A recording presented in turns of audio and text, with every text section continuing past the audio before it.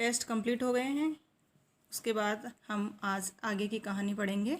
काकी, सियाराम शरण गुप्त द्वारा लिखी काकी कहानी साहित्य सागर कहानियों से। इनका लेखक परिचय जो है वो पढ़ेंगे। लेखक सियाराम शरण गुप्त का जन्म झांसी के निकट चिरगांव में सन 1895 में हुआ। आप राष्ट्र कवि मैथिली शरण गुप्त के अग्रज थे, यानी उनके बड़े भाई थे। प्रारंभिक शिक्षा पूरी करने के बाद इन्होंने घर पर ही गुजराती, अंग्रेजी और हिंदी भाषा सीखी। गुप्त जी विश्व प्रेम, विश्व शांति, सत्य और अहिंसा से आजीवन प्रभावित रहे। इनके साहित्य में दरिद्रता, कुरीतियों के विरुद्ध आक्रोश जैसे भावों की बहुलता है। गुप्त जी को दीर्घकालीन साहित्य सेवाओं के लिए सन 1962 में सरस्वती हीरक जयंती के अवसर पर सम्मानित किया गया।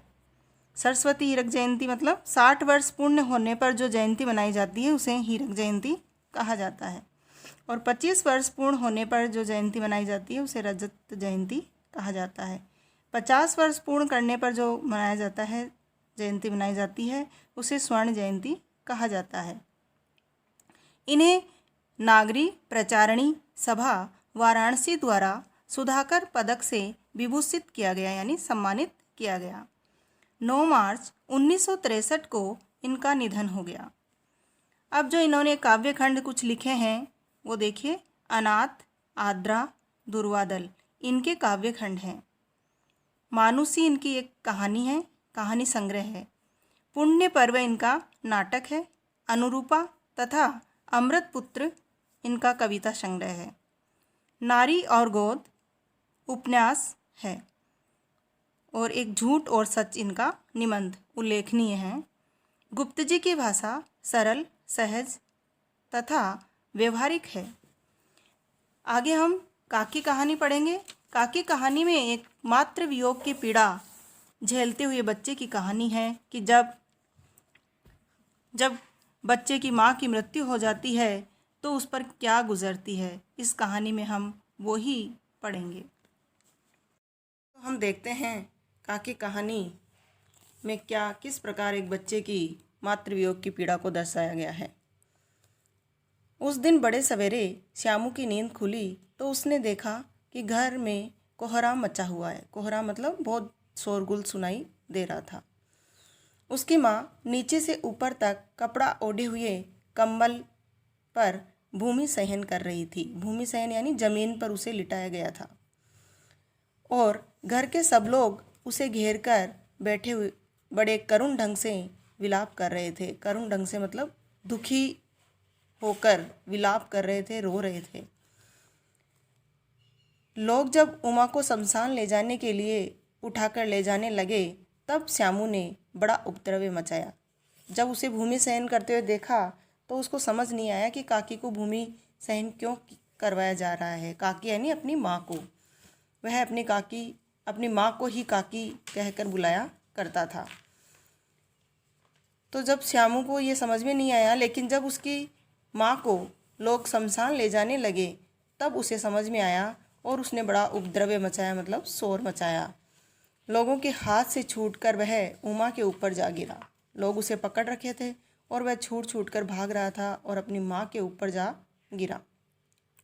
बोला, काकी सो रही है, उन्हें इस तरह उठाकर कहाँ लिए जा रहे हो? मैं न जाने दूंगा। और उन लोगों को रोकता है। लोग बड़ी कठिनता से उसे हटा पाए। काकी के दाह संस्कार में उसे नहीं जाने दिया गया। दाह संस्कार मतलब मृत्यु के बाद जो संस्कार किया जाता है शमशान में, वह दाह संस्कार कहलाता है। यह अंतिम संस्कार ही होता है। उसे नहीं जाने दिया गया। एक दासी राम राम करके उसे घर पर ही संभाल रही थी। यद्यपि बुद्धिमान गुरुजनों ने उसे विश्वास दिलाया कि उसकी काकी उसके मामा के यहाँ गई है। बुद्धिमान गुरुजनों ने मतलब घर के या आस पड़ोस के बड़े बुजुर्ग लोगों ने उसे समझाया, विश्वास दिलाया कि तुम्हारी काकी कहीं नहीं गई है, तुम्हारे मामा के घर गई है।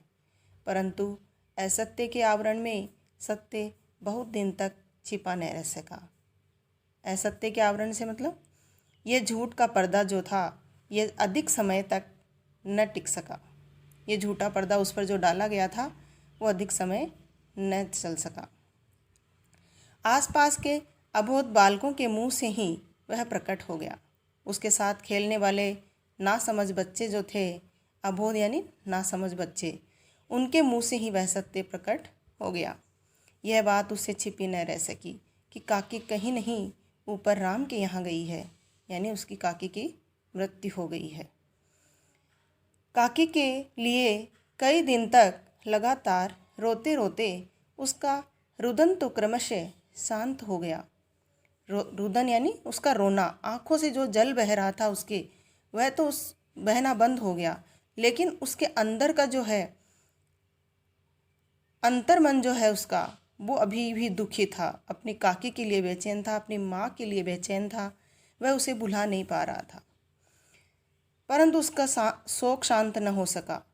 देखिए, एक एग्जाम्पल दिया है कि जिस प्रकार वर्षा के अनंतर 1-2 दिन में ही पृथ्वी के ऊपर का पानी तो अगोचर हो जाता है, परंतु भीतर ही भीतर उसकी आर्द्रता जैसे बहुत दिन तक बनी रहती है, वैसे ही उसके अंतःस्थल में वह शोक जाकर बस गया।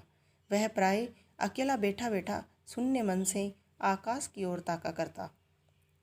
तो देखिए, एग्जाम्पल दिया है कि जिस प्रकार बारिश होती है और बारिश का जो पानी है वो भूमि के अंदर चला जाता है, लेकिन ऊपर से भूमि जो है वो हमें सूखी दिखाई देने लग जाती है, और वो जब हम गड्ढा बनाते हैं तो कई दिन तक उसमें गीलापन रहता है। उसी प्रकार उस बच्चे की स्थिति थी कि ऊपर से उसके आँखों का पानी तो सूख गया था, लेकिन अंदर उसका अंतर्मन जो है अभी भी गीला है, अपनी काकी के लिए दुखी है, बेचैन है, उसे तलाश रहा है। उसे तलाशने के लिए वह आसमान में देखा करता था।